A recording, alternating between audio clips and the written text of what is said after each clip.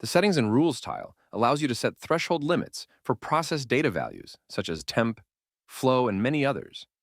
Additionally, these alerts can be set up to email the appropriate contacts required to address the issue. Select the Settings and Rules tile.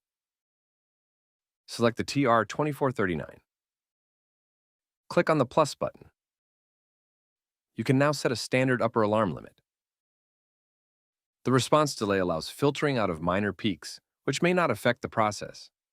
Additional thresholds can also be added. Here you can create a lower alarm threshold as well. Select the Save button.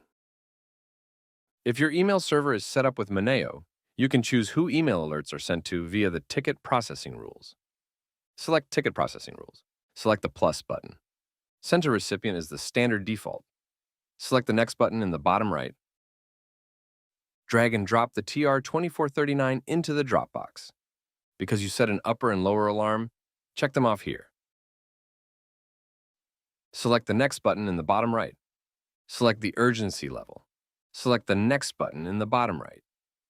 Select the user from the address book to move to the recipients list. Select Finish. You can now view your first ticket processing rule in the list. When either threshold alarms, you will see an alert in Moneo, and an email will also be sent to the recipient. To review and clear an alarm, go to the Alarm Notifications tab at the top right of Moneo. Select Show Details. To clear the alert, you can click on Accept and then close the ticket.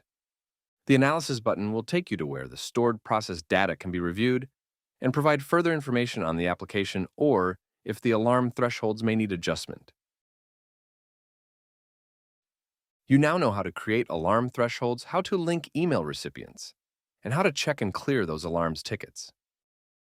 As always, you can check out our website for helpful information on any of our products, or contact us at info.us@ifm.com or call into 1-800-441-8246 to speak with somebody who can assist you. Thank you for your time and have a great day.